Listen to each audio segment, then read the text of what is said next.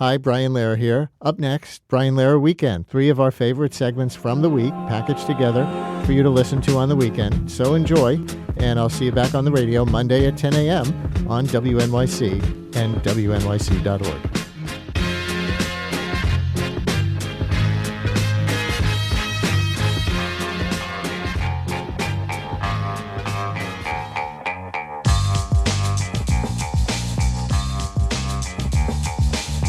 Brian Lehrer on WNYC, and now our Health and Climate Tuesday section of the show. First climate, and then teaching science in school in a politicized time. We'll do that one later with a call-in for teachers on this day off from school, plus somebody who wrote a book about teaching science, who used to be a New York City science teacher. But the climate section first. The 2025 United Nations Climate Change Conference, or Conference of the Parties of the UNFCCC, that's a mouthful, opened in Brazil this week. The meeting is more commonly known as COP30, 30 because it marks the 30th anniversary of the beginning of formal UN negotiations on climate change. But this year, breaking a long-standing tradition, the U.S. will not play an active role in the talks. No high-level White House officials are attending COP30. And at least according to The Guardian, some world leaders are breathing a sigh of relief. Last month in London, officials met to rubber stamp plans for a small levy on greenhouse gas emissions caused by shipping. U.S. representatives were accused of using bully-like behavior, the article says, to force countries to drop the plan, issuing threats of higher fees for docking in American ports and imposing visa restrictions for negotiators and their families. Trump had called the proposal a global green new scam tax on shipping. Well, sure enough, the pollution fee is now delayed, at least for a year. A former senior State Department official told The Guardian, before it was benign neglect, even in Trump's first term. Now it's quite the opposite. They don't want to participate, and they don't want others to either. So The Guardian asks, could COP30 be better off without the Trump administration at all, rather than a presence that's destructive? And to the larger question, how's the climate doing 30 years on from the start of this process, and what can the conference achieve? Joining us now to break down the latest from COP30 and some history of how we got here are Paula DiPerna, policy consultant, author of Pricing the Priceless, and co-author of a new book, Carbon Hunters, Reflections and Forecasts of Climate Markets in the 21st Century, and Mark Hertsgaard, journalist and co-founder and executive director of Covering Climate Now, author of Big Red's Mercy, the shooting of Deborah Cotton and a story of race in America. And he joins us from COP30 in Brazil. Paula and Mark, welcome back, both of you, to WNYC. Hi. Thanks for having me. Thanks for having. Always good to be with you, Brian. Mark, you want to start with a report from on the ground, and especially on the news that the United States is not in attendance this year. Is it changing anything? Yes, in fact, there's just breaking news on that in this hour, Brian. We just concluded, Covering Climate Now just concluded a press briefing with Christiana Figueres. Some listeners may remember that she was one of the key architects of the Paris Agreement that was signed 10 years ago. That's a landmark agreement that committed the world to limiting global temperature rise to well below, was the exact words, well below 2 degrees and preferably 1.5 degrees. She is a veteran diplomat. We just had a press briefing with her, and I put that question to her directly about does she feel that it's a good thing that Donald Trump decided not to send a U.S. government delegation. And her exact words were, "Ciao, bambino." It's a good thing that they're not here because they are only a obstructive force. She referenced that International Maritime Organization episode that you just talked about, Brian, which she called the most grotesque form of bullying on the part of the U.S. She also said, though, that it is going to be better for the outcome here because other countries and the world economy are rapidly moving away from the old fossil fuel business. She points out that this last year, global private investment in the new technologies of clean energy and renewable agriculture and so forth has been twice as high as the investment in the old fossil fuel economy. We're seeing solar prices and wind prices plummeting around the world, China in particular leading that. And because the solar panels coming out of China are so cheap, you're seeing countries like Pakistan and across Africa, solar is booming there. And so Figueres, again, one of the architects of the Paris Agreement of 2015, she said, look, it's like a multi-lane highway. And most of the world, everybody's in their own different lanes. There's businesses, there's governments, there's national governments, local governments, there's activists, there's all kinds of stakeholders. And the United States has decided, under Donald Trump, the United States government, I should say, has decided to basically pull their car over to the side. And they're not going to keep driving down this road. Well, all the rest of us are still driving. And we see the U.S. car over there, black, flashing its yellow lights, trying to get attention. We're not going to pay attention. Ciao, bambino, which for those of you who don't know your Italian, that's goodbye, little boy. Right. But Paula, on that attitude, the ciao, bambino attitude toward the U.S. non-participation. I mean, we know Trump pulled out of the Paris Agreement again at the beginning of his term this year. He even recently called climate change a con job. Can the rest of the world achieve enough progress on slowing climate change to avoid the worst kinds of catastrophic effects without the second biggest polluter, the United States? Well, probably not in the long run, but I completely concur. I like the multi-lane highway analogy. People are moving. People are volunteering. Investors are putting money where they think they'll get return. And it really doesn't matter for the moment, and by the moment I mean the next couple of years, what the United States actually does, because the government, you need science, policy, and capital to work together. The science is telling us every day that the planetary health is deteriorating. If you don't believe that, then you pull your car to the side of the road. But I do feel that the world must make progress without the United States because we don't have much of an alternative, and the upside is huge if we actually take all those lanes and pull them together as a gigantic, international, fascinating, exciting engineering challenge. And listeners, we can take your comments and questions on COP30, the state of the climate generally, the U.S. non-participation, anything else you want to say, 212-433-WNYC. Maybe your questions for Mark Hertsgaard from Covering Climate Now, who's down there in Brazil, or for Paula DiPerna, who is a long-term expert in this field on climate markets, carbon markets, among other things. 212-433-WNYC, 212-433-9692. Call or text. Paula, when we come back from the break, I want to tap your expertise in economics to talk about the costs and the benefits, because this is a lot of what we hear from the Trump administration and state and local level Republicans, that the climate change efforts have been too costly in terms of energy prices in the United States for the amount of mitigation that they're providing. So I want to get your take on that. We'll take some callers. We'll keep talking to Mark in Brazil. So listeners, stay with us here on WNYC.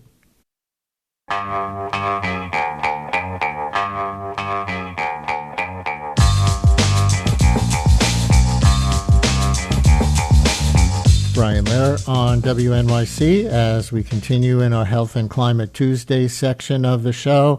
As I said, coming up later, part 2, teaching science in school in a politicized time. We'll take calls from science teachers on this day off from school. We'll also talk to a former New York City science teacher who's now written a book about creative ways of teaching science. Forget about the politics, just to get the kids into it. We'll be on both of those tracks. But we continue on the climate section first, talking about the COP30 climate summit now taking place in Brazil. Can they accomplish anything with the Trump administration not participating this year? With our guests, Paula DiPerna, policy consultant, author of the new book, Carbon Hunters, Reflections and Forecasts of Climate Markets in the 21st Century, and Mark Hertsgaard, journalist and co-founder and executive director of Covering Climate Now. He joins us from COP30 in Brazil. Paula, I teased that question before the break, and so here it is. You know, I think the Republicans have been gaining some traction, politically speaking, on the costs of climate change mitigation, driving up energy prices, and not being worth whatever it takes, whether they believe climate change is real or not being worth however much destruction climate change might cause without requirements for conversion away from carbon and things like that. Have you crunched these numbers?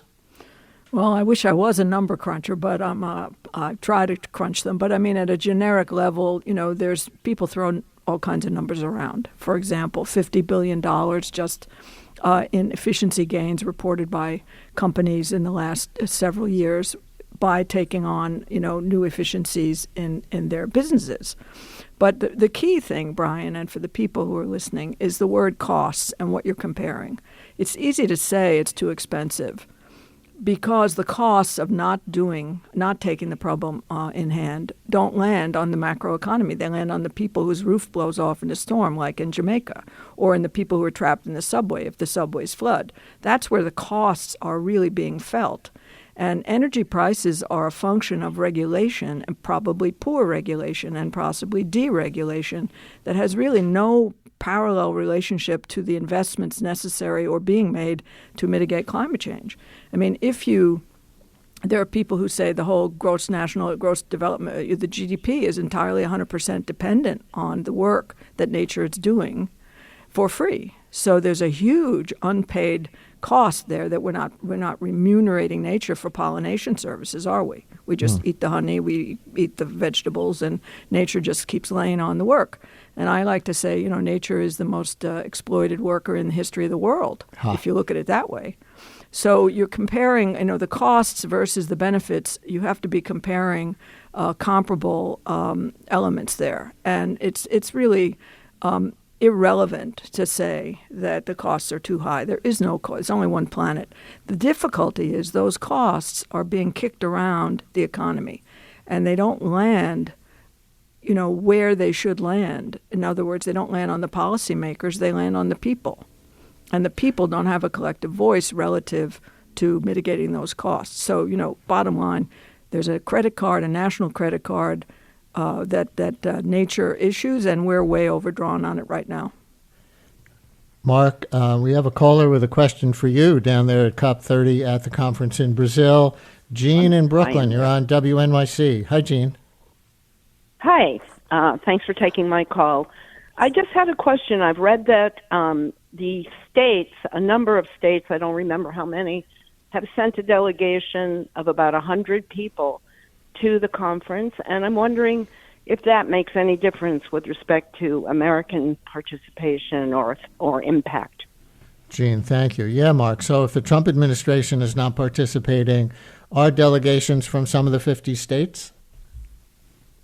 Yes, there's actually quite a few governors and mayors from the United States, and Christiana Figueres, the former head of the Paris Agreement, and others here always make a point of mentioning that when they say they're kind of happy that Donald Trump did not send a federal U.S. delegation. In fact, Figueres is on her way to do an event this afternoon here with California Governor Gavin Newsom, who, of course, is the head of the fourth biggest economy in the world, whose economy has grown very rapidly from its strong leadership in clean energy. And going back to that question about the economics, Brian, I mean, Frank, let me just bring a global perspective to this since I'm here in Belém, Brazil. It's laughable, ridiculous that Republicans are trying to say that it costs more to go green when all around the world, including in the state of Texas, including all across the United States, solar is now by far the cheapest form of electricity you can buy. Wind is also very cheap, and Texas happens to be a leader in that. That's why many Republican governors and members of Congress were in favor of the Inflation Reduction Act put forward by Joe Biden. Internationally, all of the money is now going into green energies. Why? It's not because of any ethical or moral point of view. It's because they're cheaper. So please, folks listening and my colleagues in the media, don't buy this. It's really nonsense. And I can't believe that Republicans are saying it with a straight face, because all they have to do is go talk to Wall Street, and Wall Street knows perfectly well that that is the cheapest form of electricity, and that's why Christiana Figueres points out that, look, the rest of the world is going that direction. And what they say when they say "Ciao Bambino" to Trump is like, yeah, pull over to the side of the road. Once you're out of office, you're going to have to go down this road anyway. You'll just be a lot farther behind. Let me go further down this path by playing a clip of the UN climate chief, Simon Steele, opening the summit yesterday and urging countries to cooperate on things they can cooperate on rather than focus on the fights. Listen. In this arena of COP30, your job here is not to fight one another. Your job here is to fight this climate crisis together. Paris is working to deliver real progress. Let's not forget that. But friends, we must strive valiantly for more. And so, Mark, Reuters reports that Brazil suggested that countries focus on smaller efforts that do not need consensus, such as deforestation, after years of COP summits making lofty promises only to leave many unfulfilled. So without the Trump administration there, with only states there representing the United States who could only make smaller promises, are you seeing this? I know it's still early in the summit, but are you seeing smaller things being focused on that might be more achievable rather than bigger things that might not? I would not characterize it as smaller things. If that's what the Reuters people said, I would respectfully disagree. There are many, many items of implementation, about 475 at last count, within the Paris Agreement. And so what people say is, look, Paris Agreement is a good idea. The implementation has not been as strong as it should have been. That's what they're talking about, is how to implement the various measures that are in the Paris Agreement, which is a harder concept, I think, to convey in terms of success. But one other point I would make that Brazil has been very clever about, and it happened last week outside of COP. There was a leaders summit last week, which is technically not part of the COP30 process. So it's world leaders from around the world, President Macron, British Prime Minister Summer, and so forth. And Brazil is putting forward a really unprecedented, quite ambitious and bold proposal in that context, outside of COP, in that context called TFFF, and it's basically Tropical Forests Forever Finance. And it's trying to do an end run around the COP30 process, which is done by UN rules, which means that any one country can block it. It has to be a consensus. This TFFF, this Tropical Forest proposal, is outside of that. And the idea is basically to get $25 billion of public money, use that to go into the private markets, leverage it as a kind of form of collateral to build a fund of $125 billion, invest that $125 billion, and then the revenues from that go directly into forest protection. And here's the really unprecedented part of that. 20% of those resulting revenues will go directly to indigenous people and communities around the world, which peer-reviewed climate science tells us the one thing that works to protect forests, to keep them standing rather than cutting them down, is to give the indigenous people who live in those forests their legal rights, their property rights, and the protection from agribusiness and others who try to steal that land, miners who try to exploit that land. But that's a very, very impressive and innovative approach. That's what I'm going to be watching in the days to come. As I say, it's not part of COP, so it can't be blocked by Saudi Arabia. It could not be blocked by the U.S. if the U.S. were here. And it's something that is really path-breaking. Interesting. As we start to run out of time, Paula, I wonder where you think things stand now, 30 years after the beginning of this process. That's why it's called COP30. And we heard in the clip that we played of the UN climate chief, Simon Steele, say Paris is working, the Paris Climate Accord from 10 years ago, is working to deliver real progress. Is it? Well, I mean, it's a half full, half empty kind of question. I mean, the thing in Rio in 1992 where I was Jacques Cousteau, and where heads of state were, like deer flies in your hair. That's how common they were. You couldn't really take a step without bumping into one of them.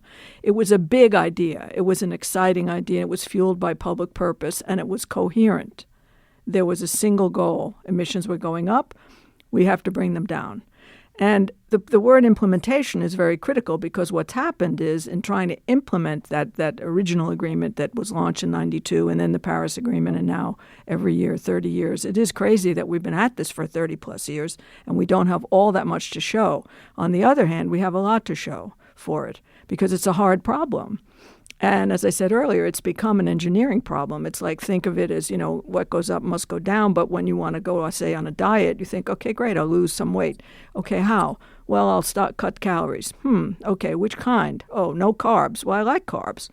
What about, eating more meat? Well, no, that's not good for the land. And so it's hard to figure out what calories to lose. Right. And it's exactly the same with what's been going on. So the implementation of all these different pieces, helping the economy adjust like a stereo system, up with the bass, down with the tenor, et cetera, that's what we have to do. And that requires coherence. And I would say the big difference is that we've become very fragmented in almost every way. And I think that's the big problem. I like the idea of all the highways leading to one place, not all going in different directions, frankly. You just used the food analogy, and I'll invite you to wrap this up with a reference from your new book, Carbon Hunters, where you write about how originally climate change was seen as a linear problem, but the longer we ignored it, the more spaghetti and meatballs it became. So why that food analogy? Well, I'm Italian, but also It is, when you look at a bowl of spaghetti and meatballs, and not to be too coy about this, everything connects to everything. And this is what perhaps was not perceived when it was considered a linear problem. Okay, the emissions have gone up, we've got to bring them down. But when you get to the how, you realize there's these strands that connect to something substantial. So, for example, in climate, one, quote, meatball would be buildings. In 92, people weren't really focused on the energy use of buildings. Now you really understand that every building has to be redesigned, rethought, reimagined, retrofit, rehabbed, made to become as efficient as possible. We try it. We're taking little bites, to use another food analogy, of that buildings problem, but we're not there yet. And in New York City, we're going to have to be tackling that pretty soon. So there are these pieces, I guess you could say, the sort of meatballs that are essentially sectors, like steel, like automobiles. The idea of it, a linear problem, started to bump into the reality of, well, how do you bring the emissions down? And so just like you look at a bowl of spaghetti and meatballs and you say, where's the meatball? Which is the meatball? That you can see, but it stands out because it connects to all the sort of spaghetti strands that are running into it. And I won't take that any further, but I think the point is clear. You made that dish clear. Paula DePerna in the United States, author of the new book, Carbon Hunters, Reflections and Forecasts of Climate Markets in the 21st Century, and Mark Hertsgaard, journalist and co-founder of Covering Climate Now in Brazil at the COP30 Climate Summit. Thank you both very much. Thank you. Thank you.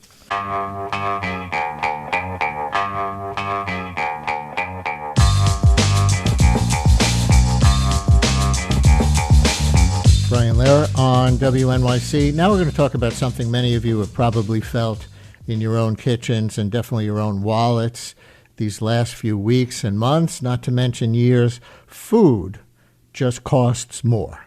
And it doesn't always make sense why it costs what it does or why the price seems to swing even from one store to the next.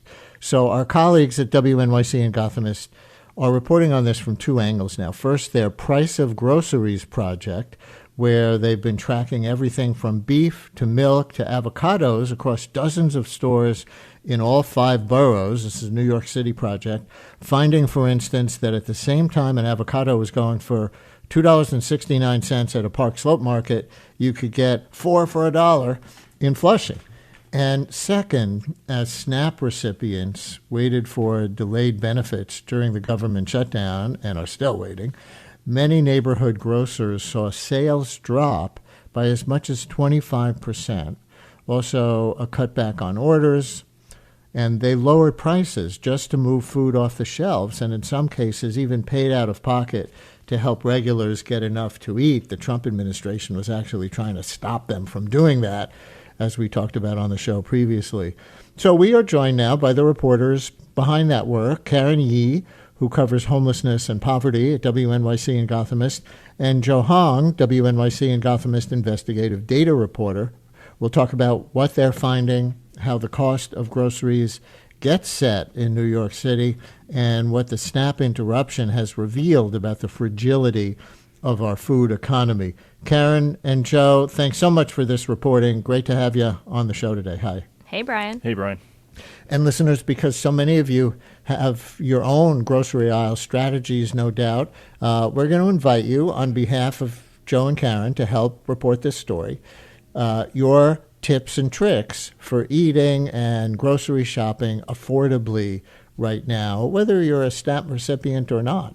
212-433 WNYC. Do you shop at specific times of day or rely on a particular neighborhood spot for produce or staples or particular things?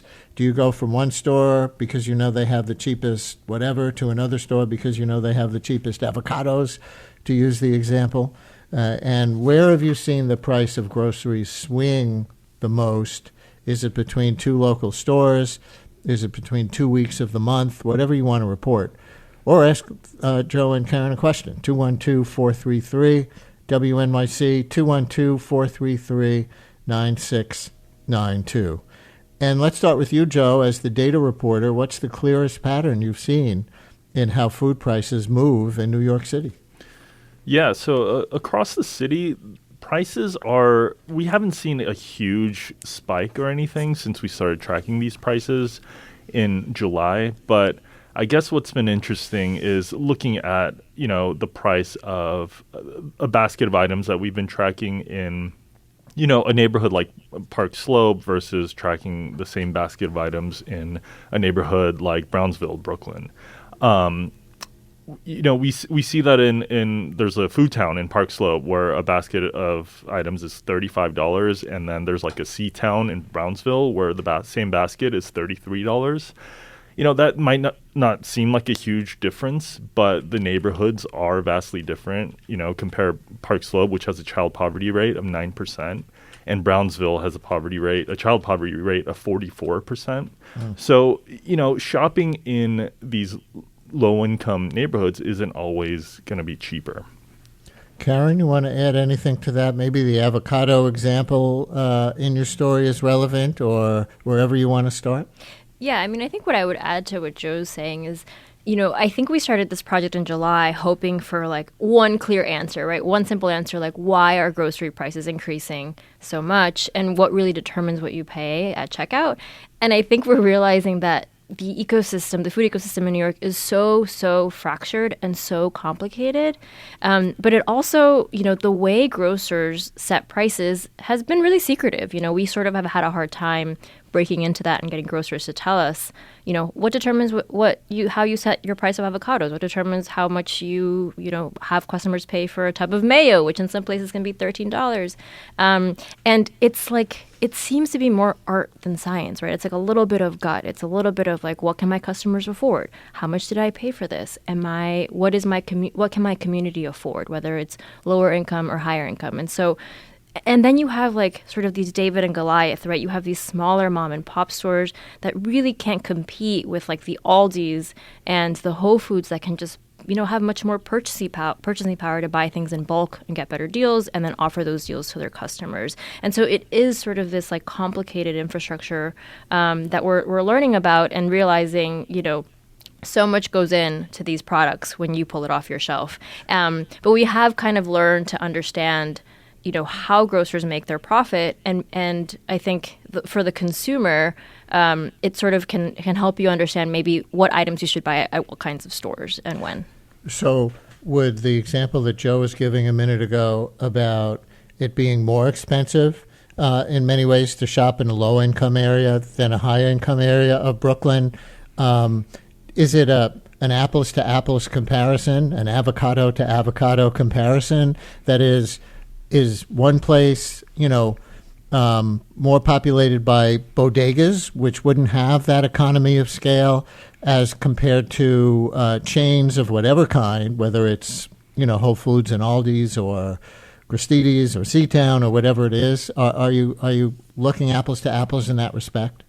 I think it's sort of hard to make that apples to apples comparison because it does vary, right? I mean, that's sort of the data point we found month to month, but then that could change, right? I mean, we're doing our pricing for the month again, and Joe and I were out visiting a couple of stores yesterday.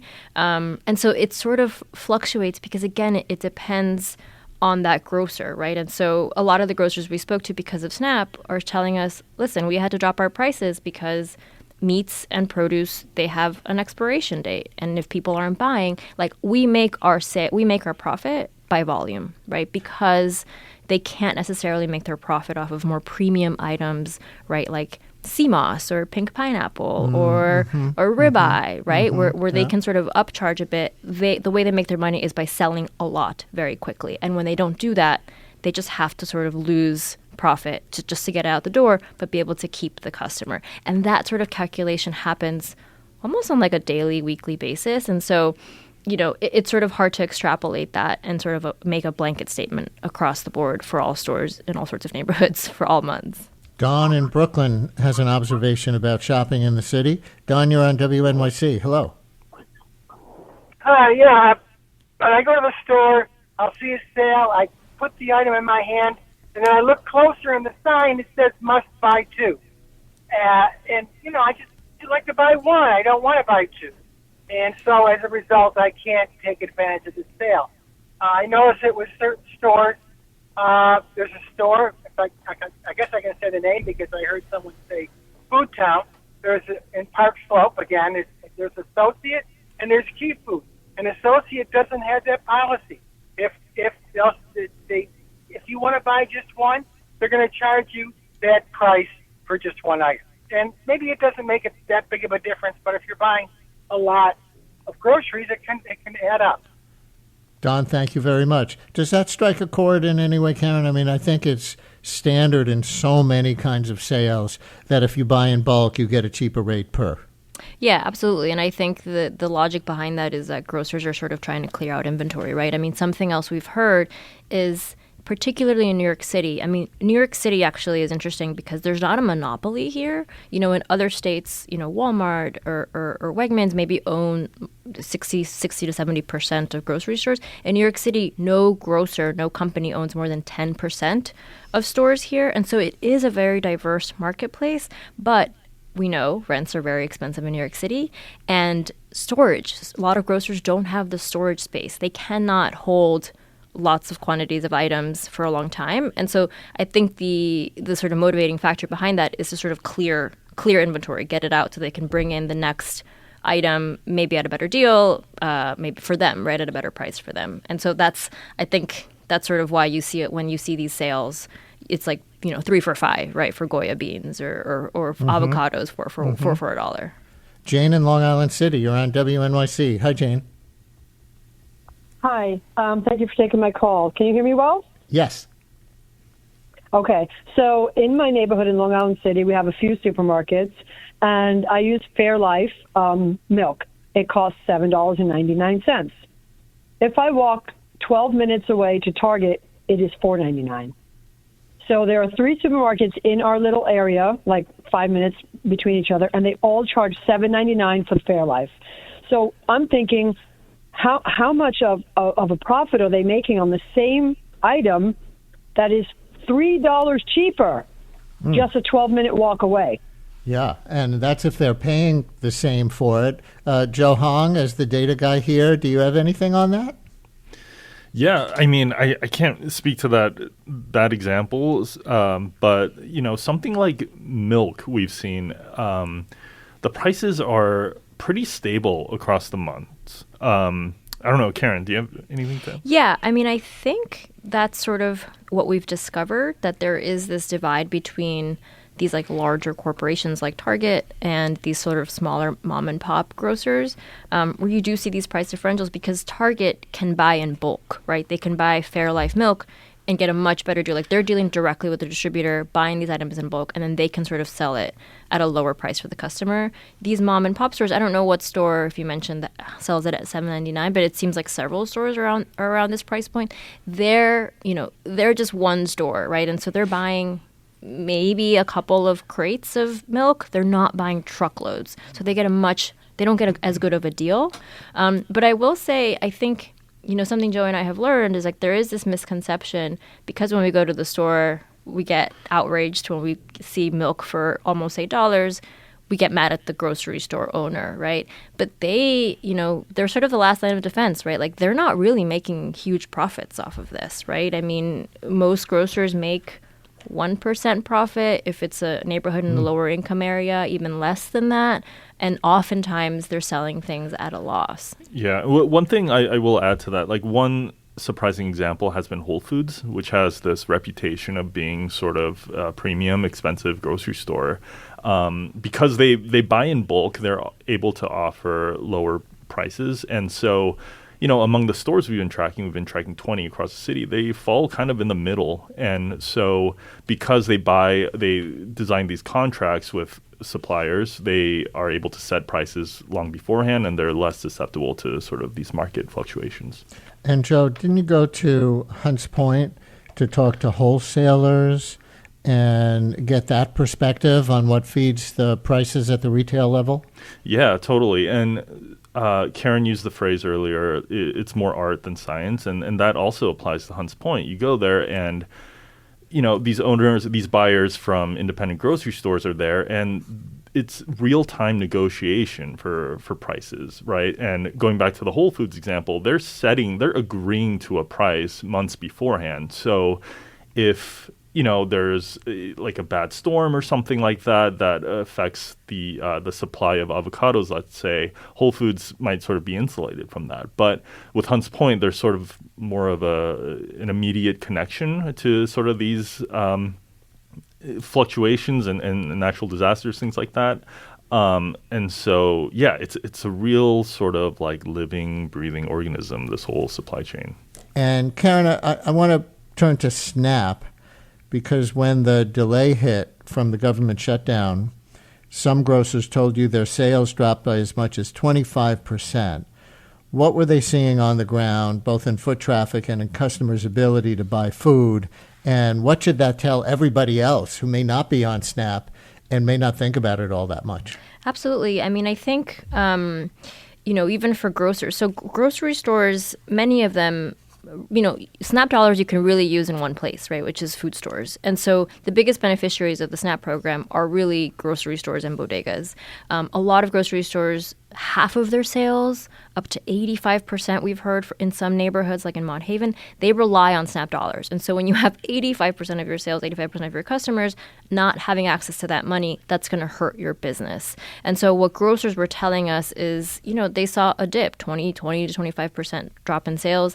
They saw customers coming in, with their items at checkout, pulling out their EBT card, which is where SNAP dollars are loaded onto, these debit-like cards, and realizing there was nothing on their cards, and either, kind of walking away in tears or maybe trying to pull a couple essential items and putting it on their credit card. In some cases, grocers, would offer to cover some of the costs, right? But they're like, we can't do it for everyone. But we want to make sure that our longtime customers have something to eat. And so it was a lot of just desperation and anxiety. I mean, something else that one of the grocers told me in Elmhurst is, you sort of have the SNAP, the pause in benefits that hit November 1st, but he's like, for many, many months, actually, our sales have been dipping. And part of that is because of the fear around immigration. So, in immigrant-heavy communities, people just aren't leaving their house as much, right? And so you kind of have these, like, overlapping crises that are affecting grocers. And, I think the other interesting thing grocers told me is, like, clearly they understand the importance of SNAP because it's like their revenue, but they really, really saw how important it is and how so many families really, really rely on it. I think Diane in Bellingham, Washington, is calling in about one of the things you just mentioned. Diane, you're on WNYC. Hi. Oh, good morning. Yes, yesterday I was taking a Lyft, like as an Uber, a Lyft ride. The drivers here are always so interesting. And the gentleman said his good friend in California had a trucking business that would transport food. And he had to give it up because the drivers were Hispanic. And when the trucks had to go to a weigh station, we've all seen those signs, weigh station along the highway, when they had to stop for the weighing, the ICE agents would be there to grab the drivers. So he cannot get drivers for his trucks, and he had to, as he put it, return the trucks to the bank, and that was that. I'm glad you told that anecdote. And Joe, I don't know if there's a data story to do for you as a data reporter that might wind up with facts that the Trump administration would probably hate if they're verified, and that would be a story like how the immigration crackdown on nonviolent criminals is pushing up the price of your food bill.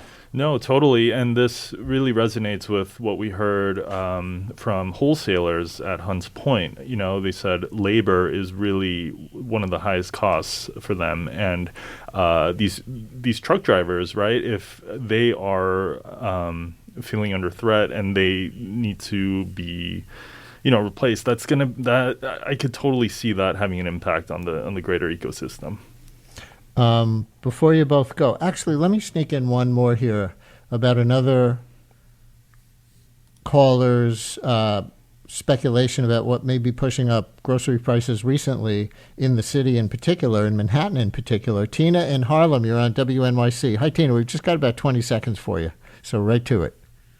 Yeah, thanks, Brian. I saw on this episode called The Bite. It's a 1-minute snap on PBS Channel 13 between cooking shows, and this guy presents current trends in food. And he says that congestion pricing is coming to supermarkets here and that it's already arrived in Europe. So this guy is a trend maker, and that's what he says. Tina, thank you very much. Joe, congestion pricing, can you measure the impact on food as delivery trucks have to pay that toll? That's actually something we have not heard about. Wholesalers, especially grocery store owners, are very open about their complaints generally about the system. But we haven't heard that. All right. So, Karen, just tell everybody what's next for your price tracking project, and if there's a way you want listeners to contribute other than those who called or texted today. Absolutely. So I think, the next thing we're working on is trying to develop some maybe tips and tricks for people who are trying to save money at the store. And so, we're asking you guys, the audience, if you have anything that you've figured out, maybe a good time of the month to go visit certain stores, maybe developing a relationship with your grocer and trying to find out when deals drop. Maybe you have like an app. I know there's like Too Good to Go, like apps that sell food that's about to go to waste. Like any sort of tip that you use that you don't mind sharing. We do have a Google form on our website, gothamist.com, on really any of our food stories around SNAP and grocery prices. So if you have anything you want to share, feel free to fill that out and send it to us, and we might be in touch. That's great. And just let me acknowledge, after I referred to the immigration crackdown on nonviolent criminals, somebody texted, nonviolent criminals? These people aren't even criminals. And yes, if I wasn't clear, that's exactly what I was saying. They say they're going to crack down on violent criminals, and they crack down on people who aren't violent criminals, including a lot of food industry workers who aren't criminals at all. So just in case that was unclear to anybody other than that one listener who texted. But Karen Yee, who covers homelessness and poverty at WNYC and Gothamist, and Joe Hong, WNYC and Gothamist investigative data reporter, thanks for this. Thanks for sharing it with everybody. Thanks, Brian. Thank you. Brian Lehrer on WNYC. And for our last 10 minutes today, you are cordially invited to say goodbye and rest in peace to the penny, or make up a new phrase to replace ones that use the word penny. 212-433-WNYC. Are any of you interested in doing either of those things? 212-433-9692. 92, call or text. Again, you are now cordially invited to say goodbye and rest in peace to the penny, or make up a new phrase to replace ones that use the word penny. 212-433 WNYC 433-9692. Why are we doing this? Well, in case you haven't heard, the U.S. Treasury minted its final penny this week. They say it just doesn't make financial sense anymore. Each penny costs more than 3 cents to produce, according to the Treasury Department. So once the current supply runs down, that's it. No more new pennies as of this week. So you are now cordially invited to say goodbye and rest in peace to the penny. Your very short nickel and dime eulogies for the penny. Are you going to miss the penny? Did you have a favorite penny? Any coin collectors out there want to shout out a favorite or even a precious penny you may own or know about? I saw on eBay this morning there are a few what they call double die pennies, like 2 little impressions of Abraham Lincoln or the date. And these are selling for thousands of dollars. So who has a precious penny story or maybe a lucky penny story? 212-433-WNYC. Also, if you work in or own a store, did pennies serve you or your business well? Are you glad to see them go? They are kind of obsolete, right? Were they just a pain at this point? Or, part 2, you can have some fun. I really hope some of you do this. You can have some fun making up a new phrase to replace ones that use the word penny. And there are so many of them. A nickel for your thoughts? Does that work? Dime wise and pound foolish? In for a quarter, in for a pound? Will anybody ever say that? Did you ever buy a penny candy? Like a little Mary Jane or something. Now they're $1.95 anyway. Okay, maybe not that much. But you can't have penny candies without pennies. Are they 50-cent piece pennies now? Or how about that problem that keeps showing up like a bad dollar coin? Or make up your own. How would you replace penny in any phrase in English now that it will be no more? Or any 30-second eulogy for the penny. 212-433-9692. Call or text, then we'll take them after this.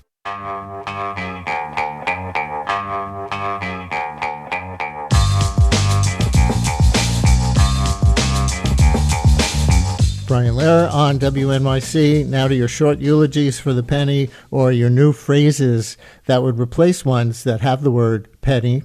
Listener writes, a quarter for your quandary.